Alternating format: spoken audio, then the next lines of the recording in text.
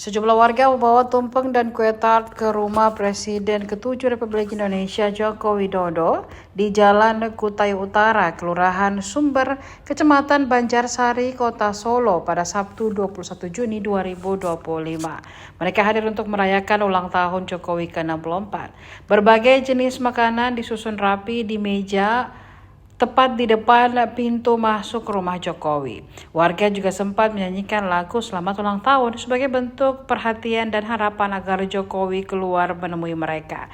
Tidak lama kemudian, Jokowi pun keluar rumah mengenakan baju putih lengan panjang. Ia didampingi sang istri Iriana serta 3 adik perempuannya Lid Sriantini, Idayati, dan Titik Relawati.